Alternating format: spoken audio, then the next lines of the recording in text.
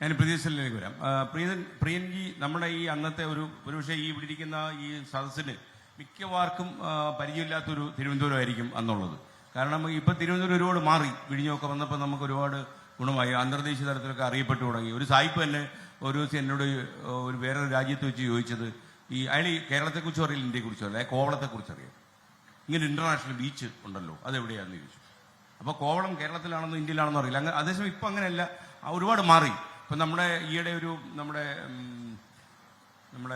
പെൻബോളിൻ്റെ ആദ്യത്തെ രാജഗോപാൽ അദ്ദേഹം പറയുന്നുണ്ടായിരുന്നു, നമ്മുടെ UST ഗ്ലോബലും ഇൻഫോസിസും കിടക്കുന്ന ആ നാഷണൽ ഹൈവേയിൽ ഒരു വർഷത്തെ വാർഷിക വിറ്റുവരവ് 25,000 കോടി രൂപയാണെന്ന് അദ്ദേഹം പറഞ്ഞത് എൻ്റെ ഓർമ്മ. തിരുവനന്തപുരത്തൊന്നും ഇല്ലെന്ന് പറയുന്നവരോട് അദ്ദേഹം പറയുന്ന മറുപടിയാണ്. അത് ആൾക്കാർക്ക് ആർക്കറിയാം ആ കഴക്കൂട്ടത്തിനടുത്തുള്ള NH 25,000 കോടി രൂപയുടെ കച്ചവടം ആനുവലി നടക്കുന്നു എന്നുള്ളത്. അപ്പോൾ നിങ്ങൾ ഇന്ന് തിരുവനന്തപുരം ഒരുപാട് മാറി, തലസ്ഥാനം നേരം മാറി. പത്മനാഭസ്വാമി ടെമ്പിളൊക്കെ ആലോചിക്കുമ്പോൾ ലോകത്തിലെ ഏറ്റവും പൈസയുള്ള ഒരു ദൈവത്തിൻ്റെ സ്ഥലമാണെന്നൊക്കെ ആൾക്കാർ പറഞ്ഞു തുടങ്ങി. അപ്പോൾ ഇന്നത്തെ തിരുവനന്തപുരത്ത് നിന്ന് നിങ്ങൾ ചവിട്ടിയെന്നുകൊണ്ട് ആലോചിക്കുമ്പോൾ അന്നത്തെ ട്രിവാൻഡ്രത്തിൻ്റെ ഒരു മഹത്വം നിങ്ങൾക്ക് അങ്ങനെ ഒരു നൊസ്റ്റാൾജിയോടെ ഫീൽ ചെയ്യുന്നത്? ഇല്ല, ഞാൻ മുമ്പൊരു കാര്യം പറയാം. നമ്മൾ ഈ സെഷൻ തുടങ്ങുന്നതിന് മുമ്പ് രാജു എൻ്റെ അടുത്തായിരുന്നു, നമ്മൾ എന്താണ് സംസാരിക്കേണ്ടത്. നമ്മുടെ പല കാര്യങ്ങളും നമ്മൾ നേരത്തെ സംസാരിച്ചിട്ടുള്ള കാര്യങ്ങളാണല്ലോ. അപ്പം നമ്മൾ എന്താ സംസാരിക്കേണ്ടത്?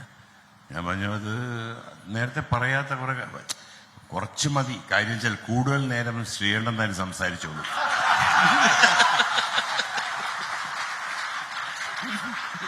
എന്നെ കുറിച്ച് എന്റെ ജീവിതത്തിൽ ഞാൻ കേട്ടിട്ടുള്ളത്, ഞാൻ പറഞ്ഞു, അതിനൊരു ഉദാഹരണം പറഞ്ഞു.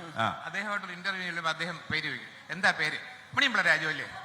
എവിടെയാ താമസിക്കുന്നത്? തിരുവനന്തപുരം അല്ലേ?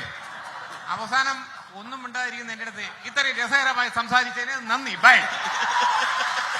അല്ല മണിയന്തി,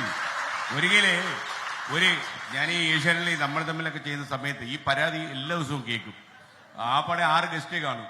1 മണിക്കൂർ സമയത്തിൽ ചിലപ്പോൾ പ്രിയൻ പറഞ്ഞ പോലെ ഞാനായിരിക്കും ഏറ്റവും കൂടുതൽ സംസാരിക്കുക. അപ്പോൾ എൻ്റെ അടുത്ത് ഒരാൾ ചോദിച്ചു, ഇതിന്റെ രഹസ്യം എന്താണെന്ന് ചോദിച്ചു. ഞാൻ അവരെല്ലാം സംസാരിച്ചു ഷൈൻ ചെയ്ത് പോയാൽ പിന്നെ എനിക്ക് പണി കാണുമെന്ന് ചോദിച്ചു. ശരി, ചോദിച്ചാൽ തിരുവനന്തപുരം എന്ന് പറഞ്ഞ ഓർമ്മ എന്താ? ശരിക്കും നമ്മളുടെ ജീവിതത്തിൽ ഏറ്റവും വലിയ ഓർമ്മ എന്ന് പറയുന്നത് ബാല്യകാലം ആണ്. ഏറ്റവും വലിയ ഈ ബാല്യകാലത്താണ് നമ്മളായി മാറുന്നത്. അവിടെ ഉണ്ടാവുന്ന ഒരു ക്യാരക്ടർ ഫോർമേഷനാണ് പിന്നെ ത്രൂ ഔട്ട് നമ്മുടെ ജീവിതത്തിൽ ഉണ്ടാകുന്നത്. അവിടെ ആ സമയത്ത് ഞാൻ സൈക്കിൾ ചവിട്ടാത്ത ഒരൊറ്റ വഴിയും തിരുവനന്തപുരത്തില്ല എന്ന് എനിക്ക് ധൈര്യമായിട്ട് ഇപ്പോൾ പറയാൻ പറ്റും.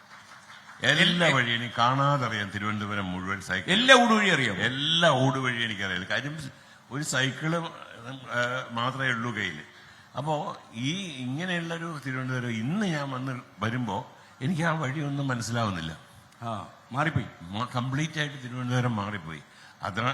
അപ്പം ഈ മാറ്റം മനുഷ്യരിലും ഉണ്ട്. അത് ഒരുപക്ഷെ വളർച്ച എന്ന് നമുക്ക് പറയാം, അല്ലെ? ഒരു നഗരത്തിന്റെ വളർച്ച അത് മനുഷ്യരിലും ഉണ്ട്. പക്ഷെ ഇപ്പോഴും പത്മനാഭസ്വാമി ക്ഷേത്രത്തിന്റെ അവിടെ പോയാലും നമ്മൾ പഠിച്ച സ്കൂളിന്റെ അവിടെ പോയാലും എനിക്ക് ഇപ്പോഴും പഴയ തിരുവനന്തപുരം എൻ്റെ മനസ്സിലേക്ക് അപ്പോൾ ഓടി വരും.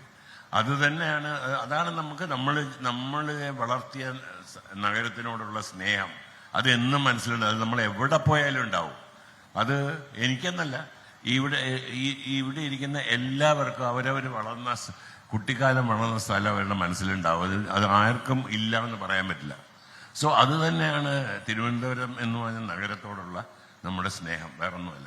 എനിക്കൊന്ന് പ്രിയൻജി, നമ്മൾ തിരുവനന്തപുരം ഒരുപാട് മാറി, ഹൈവേ ഒക്കെ വന്നു, റോഡുകളൊക്കെ ആയി.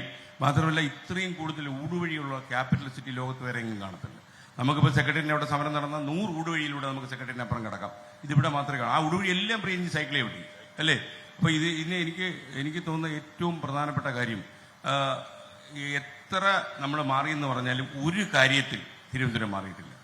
അന്ന് പ്രിയൻജി ഓടി നടക്കുന്ന ആ കോളേജ് കുമാരന്റെ കാലത്തും പ്രേമിക്കാൻ മ്യൂസിയത്തിലായിരുന്നു പോകുന്നത്. ഇപ്പോഴും അത് തന്നെ, ഒരു മാറ്റവും ഇല്ല. ഞാൻ ഈ കഴിഞ്ഞ ആഴ്ചയും കൂടെ ഇവിടെ ഉണ്ടോ, മാതൃഭൂമിയിലോ? ഓക്കെ. ലോകത്തെവിടെയായാലും ഏത് സമയത്തും 24 വാർത്തകളും ഓഗ്മെന്റഡ് റിയാലിറ്റി പാക്കേജുകളും എക്സ്പ്ലെയിനറുകളും വിശദമായി കാണാൻ ഞങ്ങളുടെ യൂട്യൂബ് ചാനൽ നിങ്ങൾക്ക് സബ്സ്ക്രൈബ് ചെയ്യാം.